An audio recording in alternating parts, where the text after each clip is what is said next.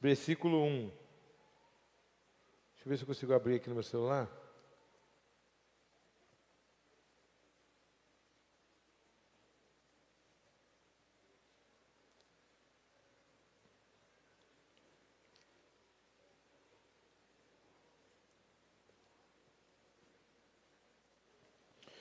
Digo a verdade em Cristo e não minto. Minha consciência dá testemunho comigo no Espírito Santo, de que tenho grande tristeza e incessante dor no coração, porque eu mesmo desejaria ser amaldiçoado e excluído de Cristo, por amor de meus irmãos, meus parentes segundo a carne. Eles são israelitas, e deles são a adoção, a glória, as alianças, a promulgação da lei, o culto e as promessas. Deles são os patriarcas, e deles descende o Cristo, segundo a carne, o qual é sobre todas as coisas, Deus bendito e eternamente. E aí, apóstolo Paulo, no capítulo 9, ele expressa uma profunda tristeza pelos judeus. Por quê? Os judeus ainda continuam, voltando ao assunto do judeu. Paulo, usando esse termo de judeu gentio, ele acaba dissecando o evangelho todo. Então ele diz o seguinte: eu fico muito triste, profundamente triste, porque os meus irmãos judeus, eu gostaria até, eu preferiria, ele disse, eu preferiria ser anátema, em outras versões, ser anátema, ser afastado, excluído da comunhão com Cristo, por amor dos meus irmãos compatriotas. Por que ele fez isso? Sabe, não tem quando você tem que falar uma verdade para a pessoa, mas tu tem medo da pessoa ficar chateada contigo? E aí você chega para a pessoa e fala assim: primeiro eu quero dizer o quanto você é importante. Você é isso, tu enche a pessoa de elogio para depois falar, para a pessoa ver que tu não tem nada contra ela, e sim contra um argumento dela, ou com a linha de pensamento dela. Porque as pessoas hoje em dia, irmão, elas vivem um mimimi tão grande, que está difícil, irmão. Irmãos, se alguém criticar um pensamento seu, a pessoa não está criticando você, não. Você criticar uma ideia sua, pessoa, não é um ataque direto à sua pessoa, não. Você é uma pessoa maravilhosa. Você é uma pessoa legal. Tu é um excelente pai, um excelente amigo, irmão de equipe. Eu só não concordei com uma ideia sua. Principalmente que essa ideia está vindo de encontro com uma proposta bíblica. Então, hoje em dia, uma pessoa bota um texto lá no Instagram. Chega uma pessoa, faz um comentário contrário, a pessoa fica injuriada. Ah, está com inveja, que não sei o quê. Não, irmão, a pessoa só não concordou com a tua ideia. Agora está expondo a ideia dela. Então, o apóstolo Paulo diz isso bem claro: olha, antes de tudo, antes de vocês acharem que eu quero ofender vocês, eu quero dizer para vocês que eu preferiria ser afastado de Cristo por amor de vocês, meus irmãos. E aí ele continua dizendo, olha, isso no capítulo 9. Do judeu é a adoção, olha o que ele continua dizendo. O judeu é a aliança, os pactos, a adoção, o culto, a promessa, tudo isso vem do judeu. Pronto, teu ego está lá em cima agora pode ouvir uma verdade? Mas eu tenho algo para dizer para vocês. Aí ele disse. Obrigado, filho. A promessa, os filhos da promessa, não é descendente de Abraão quem o é biologicamente, mas é descendente de Abraão aquele que tem uma promessa, porque Abraão teve 2 filhos, Isaque, o filho da escrava, o filho da livre, e o filho da escrava, que é Ismael. E quem é o filho da promessa? A promessa que Deus deu para Abraão. Quem é o filho da promessa? Isaque ou Ismael? Né? É o filho é o Isaque, a promessa. E não é só da linhagem humana, mas é a promessa que vem proposta, inserida na descendência. Ou seja, aquele que Paulo faz esse pano de fundo todo para levar os judeus a entenderem que a promessa estava inserida messiânica, no Messias, que está inserido na promessa aquele que tem o Messias, e aquele que aceitou Jesus está inserido na promessa, que a promessa é espiritual, que a promessa, quem é filho de Abraão não é quem é descendente biologicamente de Abraão, mas é aquele que carrega a mesma esperança que Abraão tinha. Esse sim é filho de Abraão. É isso que eu quis dizer. Só que o capítulo 9, ele é recheado de muita polêmica. Amém, gente? Está todo mundo ligado, sim ou não? O capítulo 9 fala da eleição divina, capítulo 9, do 6 ao 13. E no capítulo 9, do 6 ao 13, eu vou pular aqui, eu fiz uns destaques aqui, só para a gente não ficar preso somente ao texto, à exposição bíblica, mas está com a Bíblia aberta aí, não está? Para a gente não ficar travado demais, a gente não tem tempo suficiente para isso. Senão ficaríamos o ano todo só na carta de Paulo aos Romanos. O capítulo 9, 6 em diante, fala sobre a eleição de Deus em relação a Esaú, a Ismael e a Isaque, Esaú e Jacó. E aí, irmãos, esse texto é o prato cheio do calvinismo, né?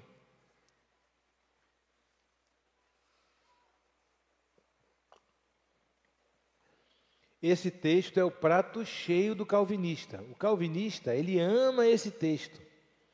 Quando Paulo diz que antes de Esaú e Jacó nascer, antes de eles fazerem o bem ou o mal, Deus escolheu Jacó para ser maior do que Esaú. Aí ele fala da eleição de Deus. Então, o calvinista acredita o seguinte: quem não sabe o que é o calvinismo, nós não somos calvinistas, amém, irmão? Nós somos arminianistas. A doutrina da nossa igreja, amém? Qual é a diferença, apóstolo? O calvinista acredita que não importa o que você faça, se tu nasceu para ser condenado, tu vai ser. Não adianta frequentar a igreja, não adianta nada. Tu já foi separado por Deus para ser condenado. E se você foi salvo, também não adianta você fazer nada, nem mover uma pedra, porque a salvação é pelo dom, é dom de Deus. Glória a Deus. Isso aí eu também creio, a salvação é dom de Deus. Porém, nós como arminianismo, nós acreditamos na graça de Deus, é que Deus que salva mesmo, Jesus que salva, mas nós acreditamos na sinergia. O que é isso?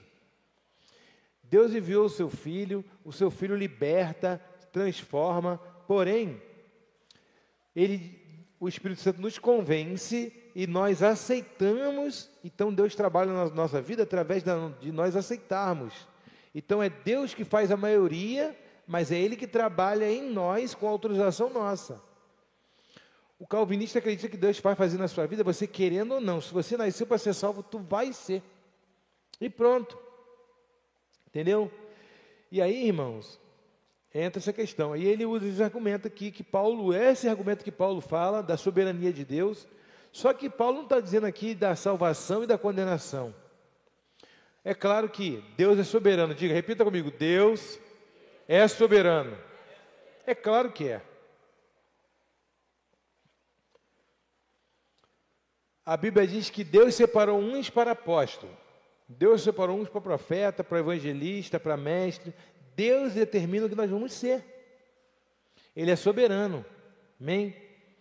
Agora, Deus não escolhe quem vai ser presidente ou quem vai ser. Deus pode até escolher quem é presidente, mas não escolhe quem vai ser traficante.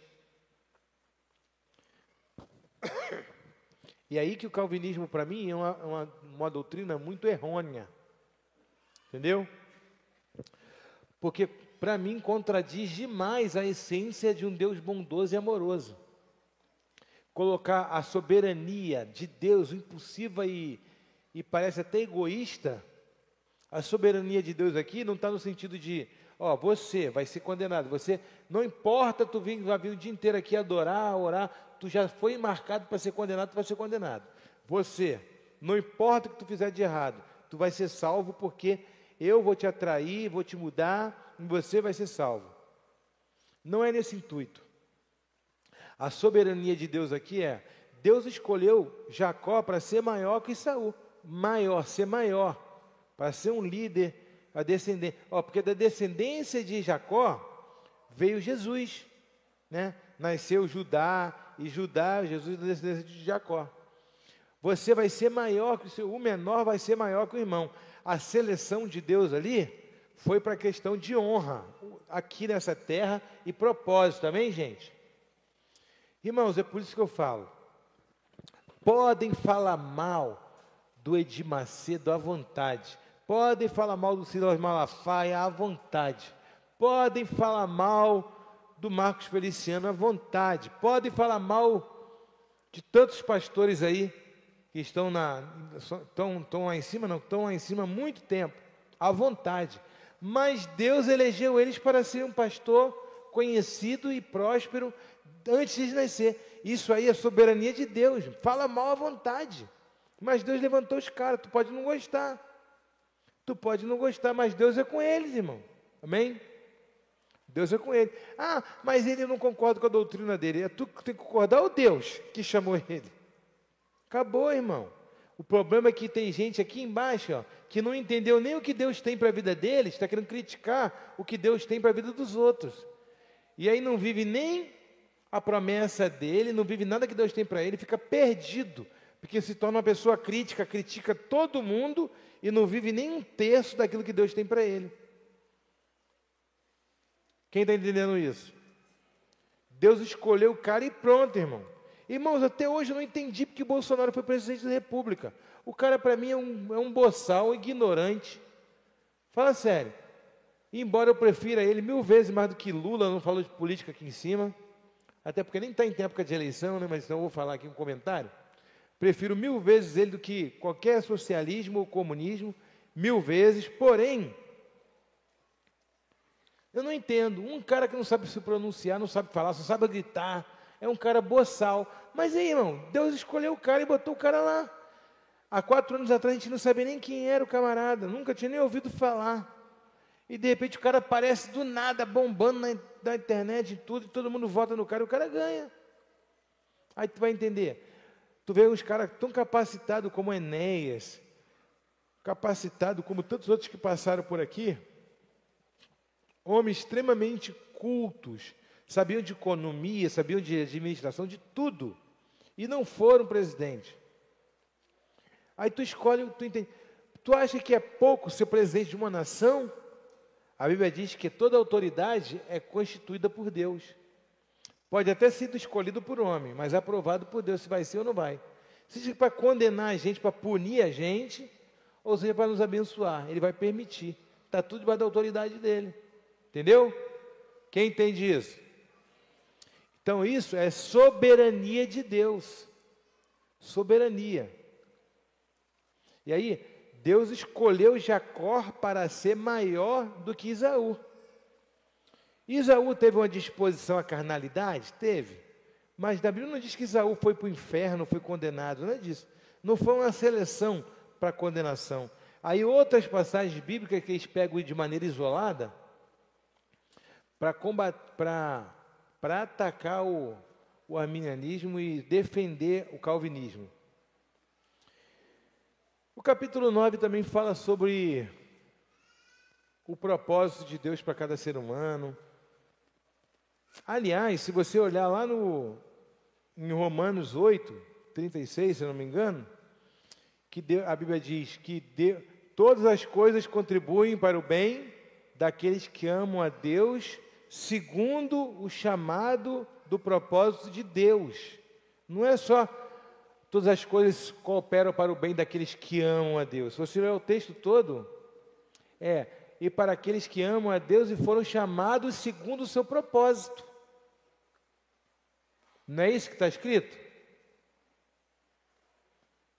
Segundo o seu propósito. Então, Deus ele tem soberania porque Ele tem propósito diferente com cada um. Não é porque Ele ama mais um do que o outro.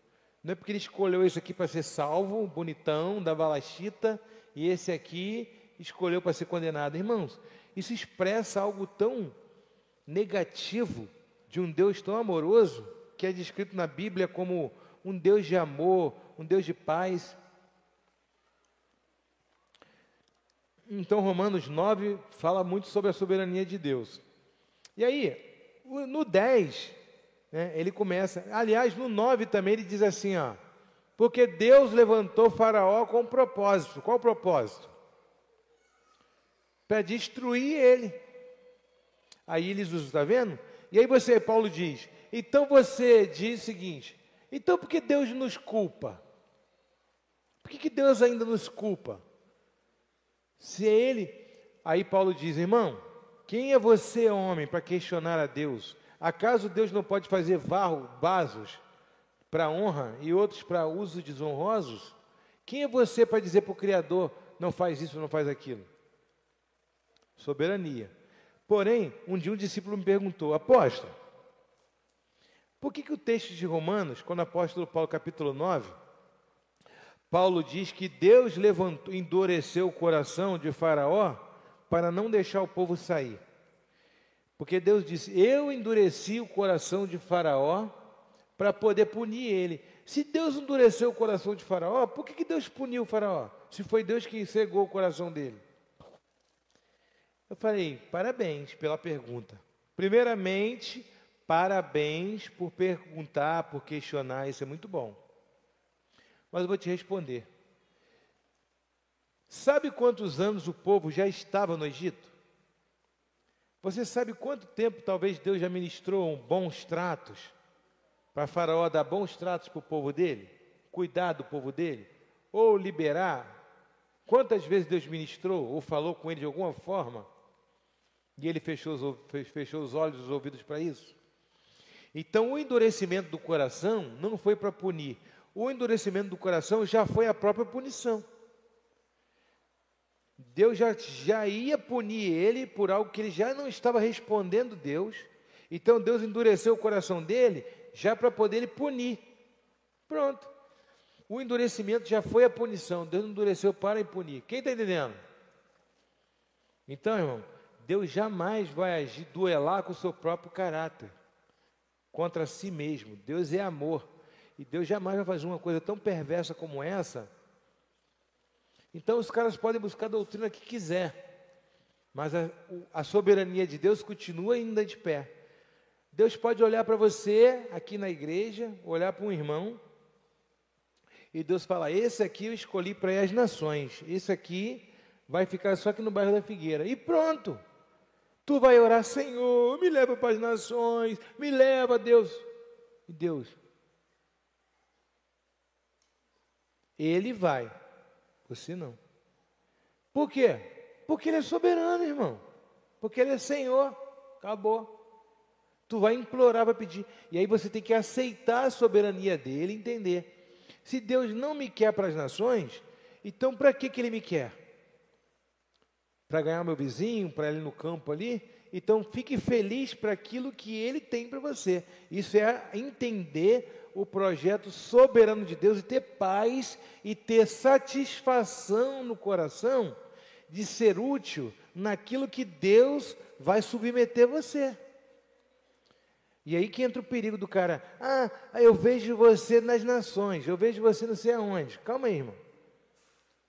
Será que Deus está isso para você? O melhor lugar não são as nações, o melhor lugar é estar no centro da vontade eterna de Deus. Sentir a presença dEle quando entrar no teu quarto, ouvir a voz dEle falando, meu filho, gostei do que você tem feito, você está aprovado por mim. Mesmo que tu faça todos os dias a mesma coisa, igual Jeremias fez. Todo dia Jeremias ia para a porta do templo, ele disse, Senhor, eu sou novo demais, não dá para mim não.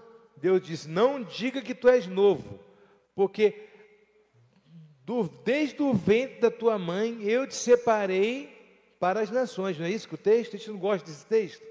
A gente ama esse texto. A gente acha que esse texto é só para a gente.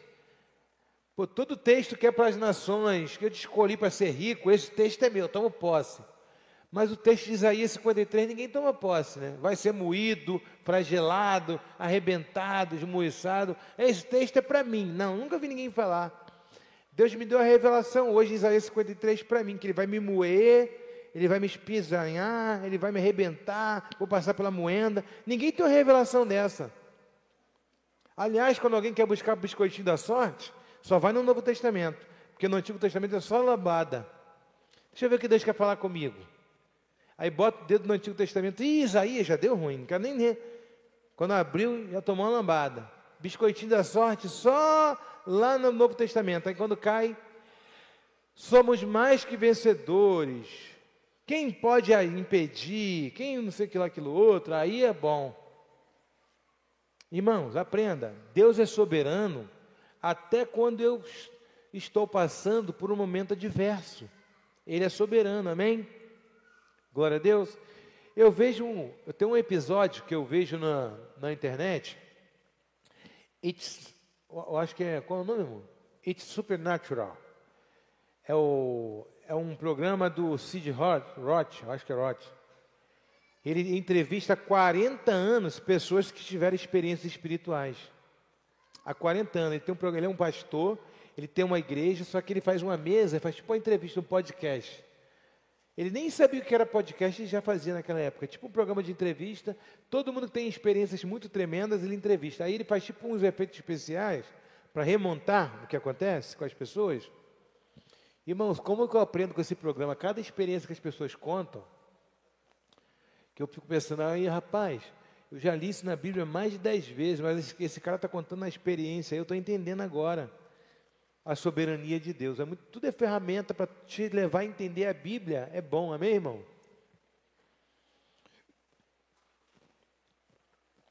Só que quando você se sente injustiçado, se Deus já escolheu e determinou, acabou.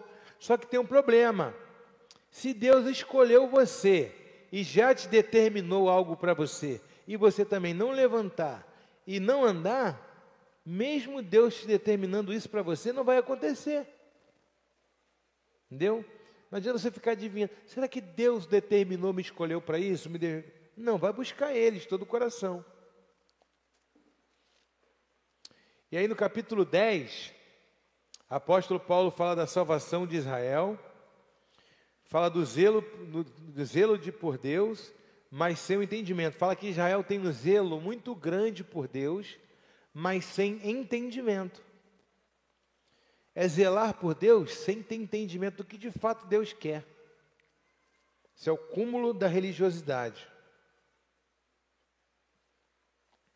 Do capítulo 10, do 5 ao 13, é o contraste entre a justiça pela lei e pela justiça pela fé, a salvação. Agora é o contraste. A salvação que é acessível a todos. E aí o versículo 10, 13 diz: todo aquele que invocar o nome do Senhor será salvo. Todo aquele que invocar o nome do Senhor será. E aí já entra uma contradição do calvinismo.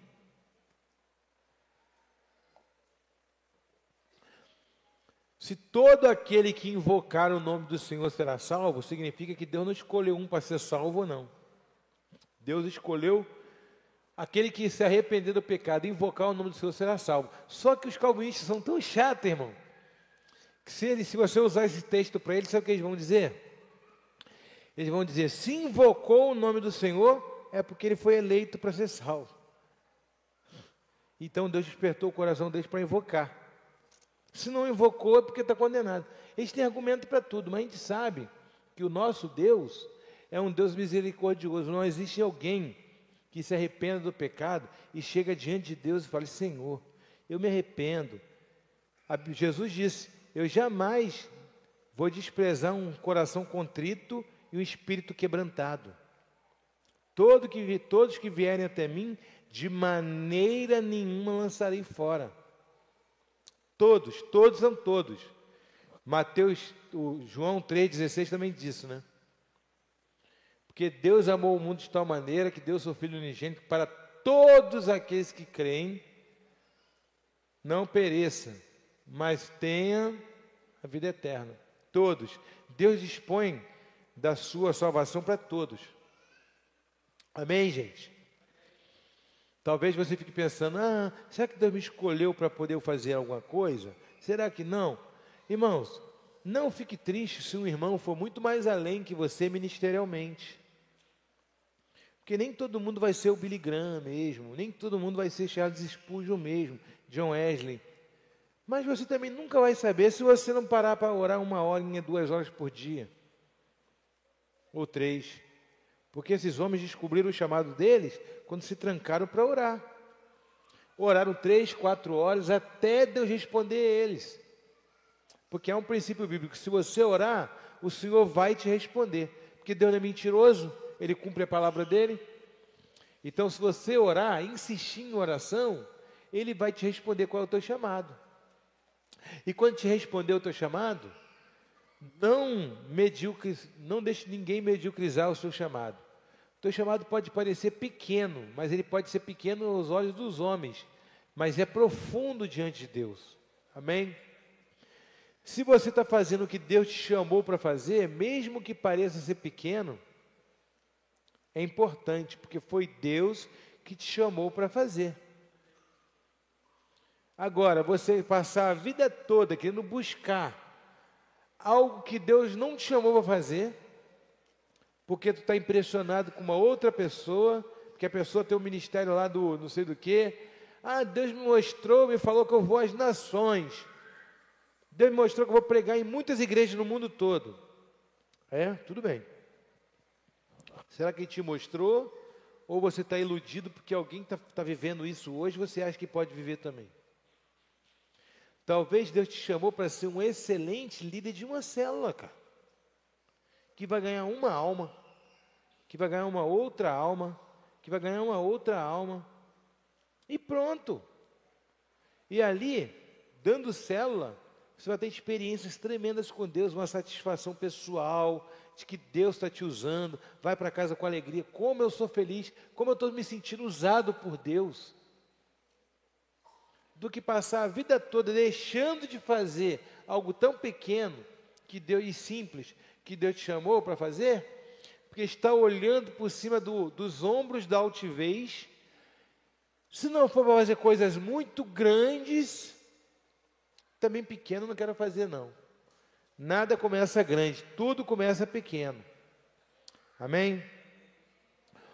O Filho de Deus desceu nessa terra, se esvaziou de toda a sua glória e se fez homem. Como homem, foi obediente até a morte, e morte de cruz.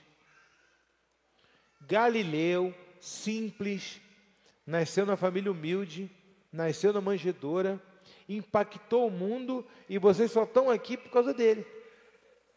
Não é tremendo? Não teve dinheiro, não teve nada. Teve influência, autoridade, unção que o Pai colocou sobre a vida dele.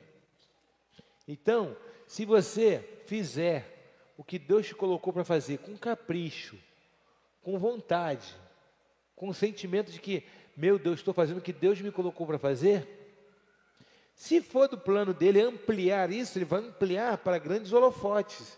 Mas se não for também, ele vai te dar um galardão que é um preenchimento de uma satisfação tão grande, que você vai ser tão completo de alegria do que você está fazendo, que nada vai pagar o sentimento que tu está vivendo. Amém? Eu estou falando do Criador dos céus e da terra. Estou falando de qualquer um, não. E no capítulo 11, apóstolo?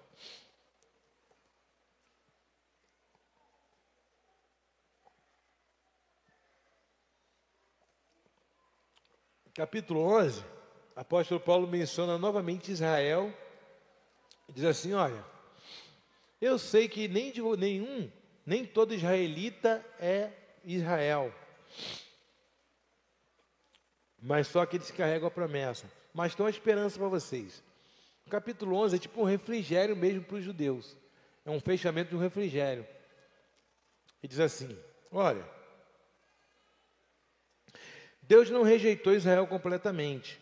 Há um remanescente fiel, como nos dias de Elias. E apóstolo Paulo, ele cita Elias em Romanos 11. Ele diz, assim como no tempo de Elias, teve uns que permaneceram fiéis, 7.000, embora Elias achou que era só ele que era fiel, mas Deus mostrou para ele, não, Elias, ainda tem 7.000 que não se dobrou. Embora essa geração, a geração apóstolo Paulo diz, embora essa geração é uma geração que não teme a Deus, eu tenho 7.000, Elias. Eu falei isso, botei hoje num grupo com meus filhos, falei, olha, foi a Preta que mandou um negócio para mim, eu respondi ela, falei, ó, estamos vivendo numa geração de afronta, de um povo, de jovens que afrontam Deus, afrontam. Não basta eles quererem viver em pecado, mas eles querem afrontar a Deus e as pessoas. Chegará um dia que se cumprirá. A igreja, irmãos, a mensagem que nós carregamos será uma mensagem odiosa por todas as nações. Quando nós falarmos sobre santidade, falarmos sobre um caminho, a verdade e a vida, esse discurso de intolerância religiosa não vai caber não. Vão apedrejar a gente, vão matar a gente. Espere em Deus que eu esteja nessa lista, porque seria um privilégio morrer por Deus. Então, irmãos amados, aprenda o seguinte: vai ter um dia que não vão suportar a gente falar sobre santificação, sobre amor. Já está isso, você abrir os podcasts na vida aí, o pessoal já criticando. Os crentes, eles acham que só eles têm Jesus, que Jesus é só deles. A mulher que estava falando estava com os peitos pulando do lado de fora assim, ó. E se eu falar que eu tenho Jesus no meu coração, eles vão dizer que eu não tenho não, que só eles que têm, que Jesus está na prateleira da casa deles. Irmãos, o problema não é quem tem Jesus que não tem. O problema é quem vive uma vida que condiz uma vida de quem não tem Jesus e está bem exposto. O problema é que o nosso estilo de vida vai confrontar muita gente. E as pessoas vão querer fazer igual Caim fez com Abel. Em vez de oferecer o melhor para Deus também, vão querer matar a gente. Jesus disse, vocês serão odiados de todas as nações. Vocês serão odiados. E prenda a lição, se fizeram isso com o seu Senhor, imagina com vocês que são servos, coisa piores vão fazer. Para isso, o apóstolo Paulo deixa bem claro, temos que estar alicerçados na palavra, porque se não tiver, irmão, não adianta. Um jovem, um dia, eu gosto de repetir isso aqui, que um jovem perguntou para mim, apóstolo, como que eu tenho certeza que eu sou capaz de morrer para Jesus? Se alguém puxar uma arma ou alguma coisa, nega senão tu morre. Como que eu tenho certeza que eu sou capaz de morrer por Jesus? A minha resposta foi tão simples, eu disse, se você for capaz de viver por Jesus, você vai ser capaz de morrer por Ele. Qual é a diferença de morrer por Jesus e viver por Jesus? Viver por Jesus, para mim, é muito mais difícil do que morrer por Ele. Tu está lá no Afeganistão, o cara puxa um fuzil e fala, nega, tu morre. Tu fala, não nego, o cara te dá um tiro, acabou. Logo em seguida, tu está no paraíso com Cristo. Agora, viver num país onde as mulheres não têm pudor, só andam com roupa decotada, roupa tudo de fora, um lugar onde tem droga, bebida à vontade para todo mundo que quer, conteúdos que são abertos de prostituição para tudo que é lugar. É muito mais difícil viver por Jesus ou morrer? É muito mais difícil viver por Jesus do que morrer, irmão. A questão toda é que o mesmo Espírito, um dia uma pessoa falou assim, apóstolo, os crentes de verdade estão lá na China, que estão morrendo por evangelho. Irmão, não existe crente de verdade, existe crente. Se uma pessoa é crente aqui no Brasil, ela é crente na China. Em qualquer lugar. A questão toda é,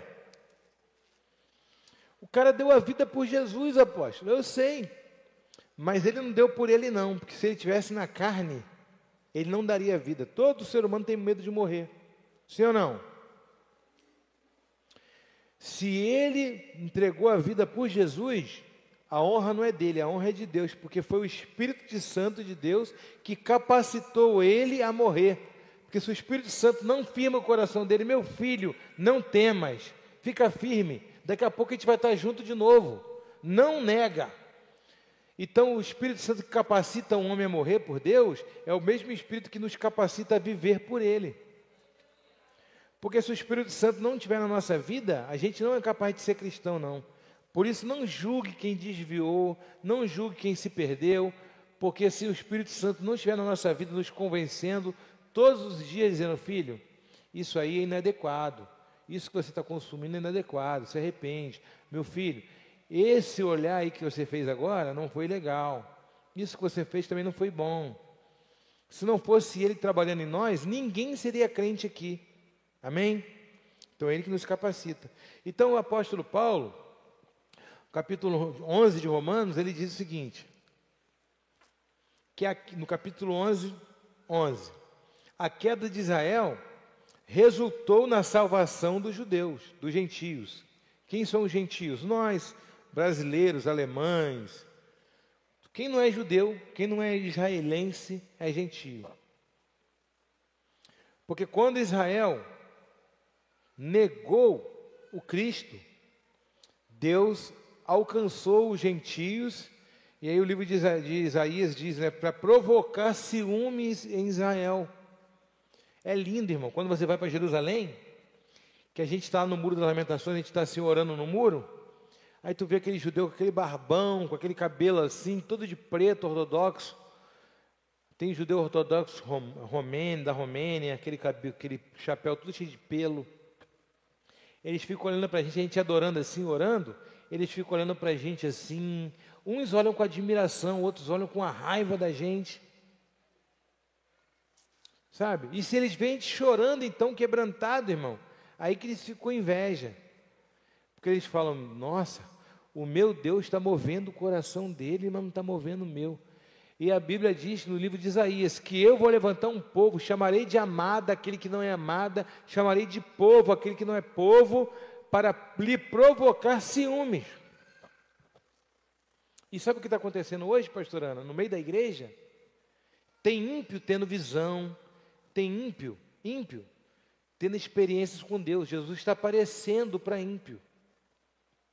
Pessoas ímpias falam assim, olha, eu fiz uma oração simples. Eu estava vendo um testemunho de um camarada muçulmano, que ele recebeu a palavra do Evangelho, mas ele não se converteu. Ele entrou numa crise muito grande, uma crise existencial em relação ao Evangelho, a relação aos deuses, a tudo, a religião. Aí ele disse que falou assim, Jesus, se você está vivo mesmo, igual aquele homem estava falando na praça, se você está vivo mesmo, ressuscitou e está vivo, e se você é Deus mesmo, essa é a hora de você aparecer para mim. Se você está vivo, então aparece aqui para mim. Essa é a hora de você aparecer para mim aqui, eu vou crer em você e tal. Tudo bem, mas a Bíblia diz, bem-aventurado aqueles que não veem, né? Mas e aí? Aí o cara disse que estava sentado na sala da casa dele, e ele falou isso. Ele não se ajoelhou, não fez nada, ele só falou. Ele disse que quando você entrou na cozinha dele, Jesus estava sentado na mesa da cozinha dele. E aí Jesus disse para ele, senta aqui. Ele sentou e bateu altas horas, não foi um minuto não, horas de conversa com Jesus. Até porque Jesus não estava nem com pressa, porque já está na eternidade. Então Jesus está se revelando, irmão, para ímpio, que tem um coração sincero. E está falando, Senhor, Jesus, eu não te conheço não, mas aquele cara pouco está vivo. Se você está vivo, então essa é a oportunidade, aparece aí, troca uma ideia comigo. O cara na simplicidade dele, Jesus aparece e se revela. E tem crente com um coração duro e não tem uma experiência com Deus. Pessoas criadas na igreja, pessoas que têm 4, 5 versões de Bíblia em casa. Tem John MacArthur, tem Shed, tem todas as versões bíblicas, tem todas.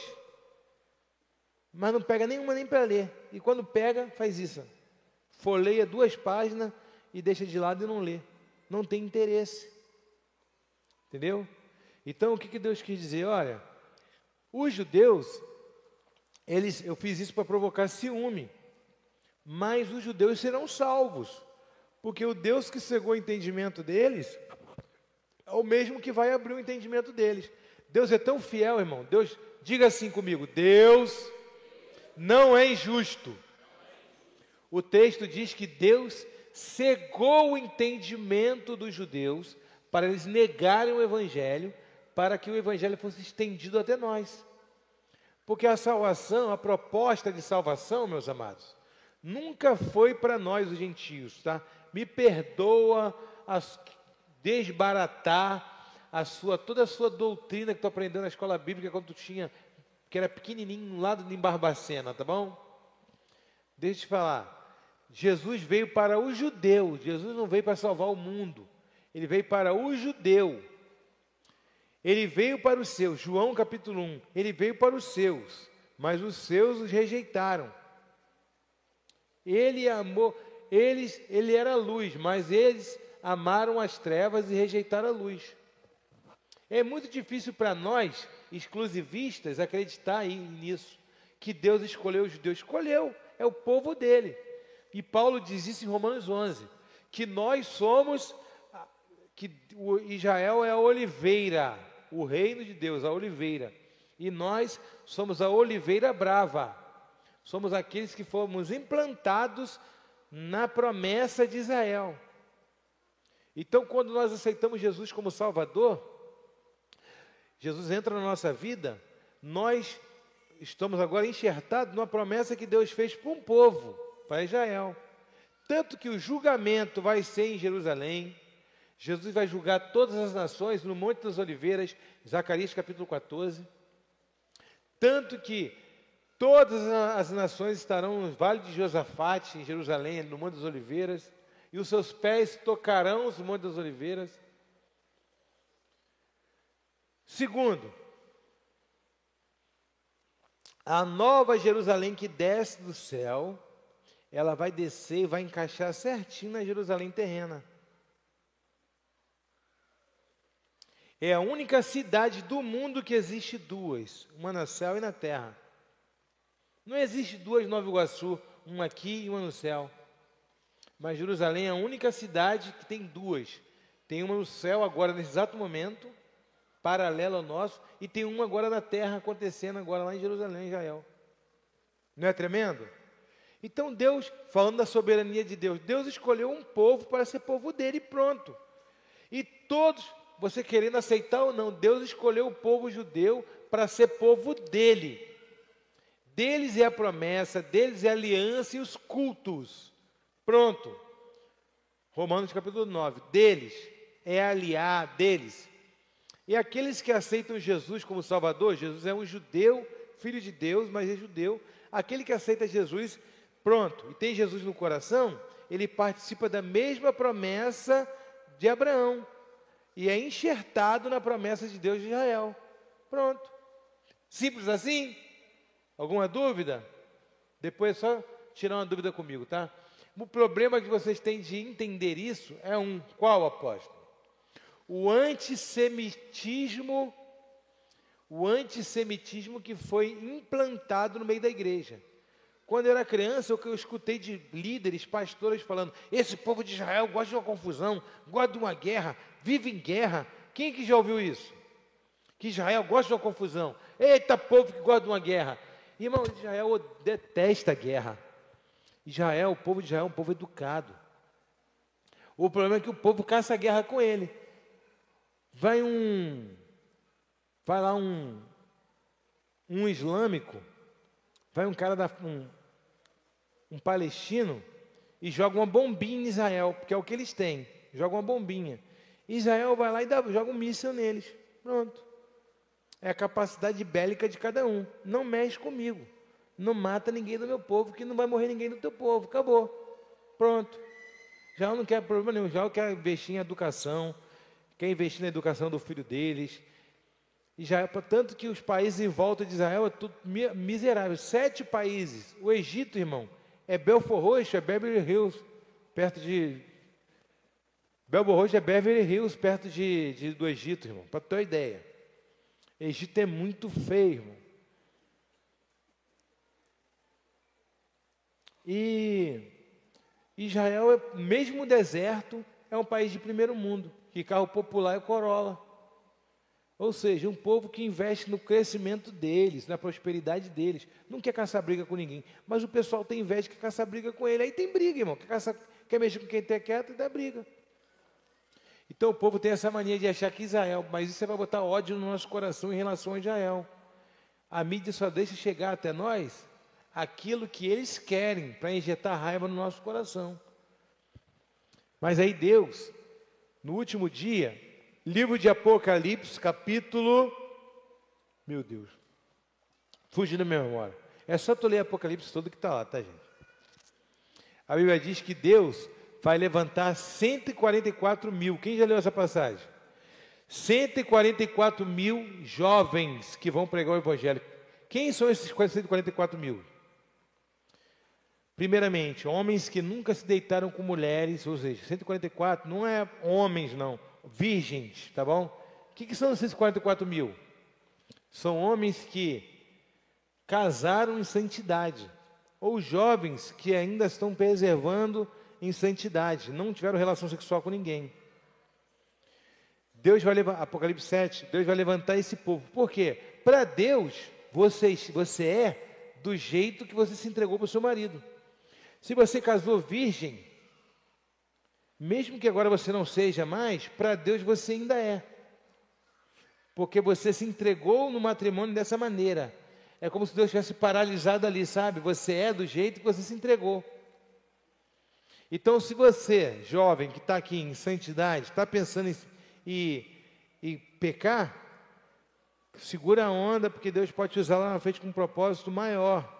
Então, não queira ser igual pessoas do mundo, não. Anda em santidade.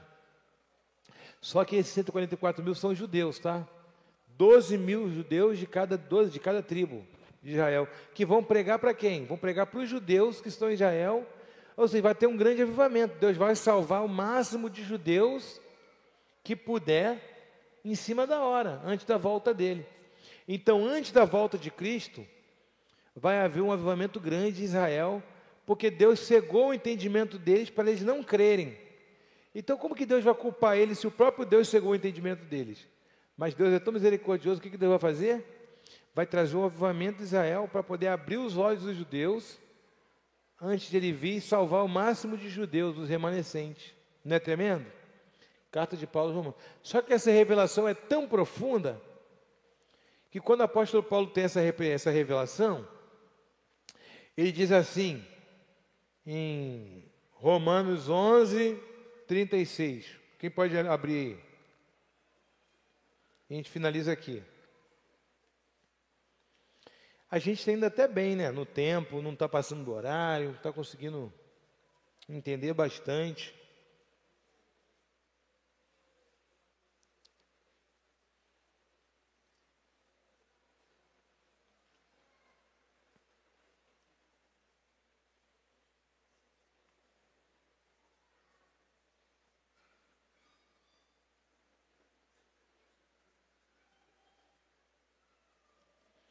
Vamos no versículo 33 em diante. Paulo tem uma revelação tão profunda sobre o gentio, o judeu, a salvação, a soberania de Deus, uma revelação tão profunda que ele fecha esse capítulo. Eu entendo essa passagem assim, ó. Paulo está escrevendo uma carta. A revelação é tão profunda que ele começa a falar em língua e chorar. Eu estou tentando desenhar o que aconteceu naquela prisão, tá? Que Paulo estava preso quando escreveu essa carta. Vamos tentar desenhar o que Paulo viveu. Paulo está escrevendo. E de repente ele para, ele sente a presença de Deus e começa a chorar. E aí ele escreve isso aqui, ó. Em vez de continuar escrevendo, ele fala isso aqui, ó. Ó profundidade da riqueza, da sabedoria e do conhecimento de Deus. Quão insondáveis são os seus juízos e quão inescrutáveis são os seus caminhos. Pois quem conheceu a mente do Senhor? Quem se tornou seu conselheiro? Quem primeiro lhe deu alguma coisa para que lhe seja recompensado? Pois todas as coisas são dele, por ele e para ele. A ele seja a glória eternamente. Amém. Paulo entra na mente de Paulo o questionamento sobre a soberania de Deus, é algo tão profundo que ele resolve dar glória a Deus. Quem pode questionar os pensamentos de Deus? Quem pode se dar conselho para Deus? Quem pode? Ninguém, porque o Deus está além da nossa capacidade de compreendê-lo. A gente só tem que aceitar a sua soberania, aceitar os seus desígnios. Quão inescrutáveis são os seus caminhos. Ele diz, quem pode questionar os caminhos de Deus, gente? Não pode, não tem como. Quem pode dar conselho para Deus? Eu fico imaginando Paulo pensando, se eu pudesse falar com Deus agora, eu diria, Senhor, eu acho que o Senhor está sendo injusto com o judeu. Eu acho que o Senhor está sendo injusto. Eu acho que ele caiu em si no pensamento e disse, calma aí. Quem foi seu conselheiro? Quem primeiro lhe deu para que ele recompensasse? Porque dele, por ele, para ele são todas as coisas. Inescrutáveis são os seus caminhos. Ninguém pode questionar uma decisão de Deus. Ele sabe o que é bom. Ele sabe o que é melhor. Segundo o propósito que ele tem para cada um de nós. Amém? Outra coisa muito interessante, Romanos 8. Louvor, pode aquecer o tamborim. Quando ele diz que todas as coisas contribuem para o bem daquele que serve a Deus, que ama a Deus, segundo o seu propósito, ele já entende que aquele que ama a Deus também tem propósito. Porque não adianta você amar e não ter propósito. E aí ele continua dizendo, além dele falar isso, ele diz que todas as coisas contribuem para o bem. Ele não disse que todas as coisas seriam boas. Ele disse, todas as coisas serão boas. Ele disse, todas as coisas contribuirão para o bem. Até o que é ruim hoje vai contribuir para o que é bom. Para o meu propósito. Segundo o meu propósito. O que Deus me permitiu acontecer comigo contribui para o bem daquele que ama a Deus segundo o seu propósito. Ou seja, o que está te acontecendo hoje, se está acontecendo algo ruim contigo, fique feliz, porque Deus vê que você ama Ele e você tem propósito. Então isso vai contribuir para o bem do seu propósito. Você vai ver que o seu ministério vai ficar melhor, que seu crescimento ministerial vai ser outro, você vai ser mais íntimo de Deus, você vai crescer ministerialmente, vai crescer em intimidade com Deus.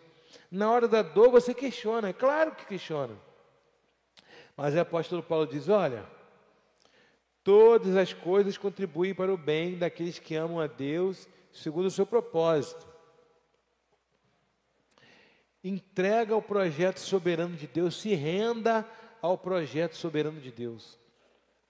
Não queira menos do que aquilo que Deus colocou no teu coração também não, porque pensar pequeno demais, se apequenar, também não é ser humilde não, tá? Isso é mediocridade. Se Deus te chamou para ir às nações, busca isso até você ir. Se Deus te chamou para fazer algo, esmera-se a fazer. E dê o teu melhor, porque se tem certeza que Deus te chamou, então você vai dar o teu melhor para fazer. Se você não der o teu melhor, é porque ou você está desprezando o que Deus te chamou para fazer, ou você não acredita que Ele te chamou. Porque se você acreditar que Ele te chamou, você vai se esmerar e vai dar o teu melhor em tudo. Amém? E submeta aos planos soberanos de Deus. Gente, você é de Jesus. Lá na eternidade não vai ter mais ego do que o outro não. Não vai ter ninguém, eu tocava mais guitarra que você, Jafim. E eu toquei com o Fernandinho. Quem foi você na cesta básica, irmão? Fubá Grosso? Eu cantei com a Bruna Carla. Eu cantei com não sei o que lá, aquilo outro. Não, irmão, pode ser que cante. Aí tu vai chegar lá no céu e falar assim, irmão, desculpa. Eu cantei, sabe aonde? Diante do trono. É mesmo aqui, o trono ali. Eu estou cantando agora. Eu morri e estou aqui cantando. Pronto. Acabou. Lá não vai ter essa vaidade não. Cada um vai viver eternamente com um Deus que nele nos supre de tudo. A gente não vai ter vaidade, arrogância, não vai ter nada. Então, essa terra é um ensaio para tudo que você vai ver no céu. Então, se você vai passar diante do trono de Deus, adorando Ele pela eternidade, dando o teu melhor, dê agora o teu melhor no pouco que Ele te colocou para fazer. E tenha prazer.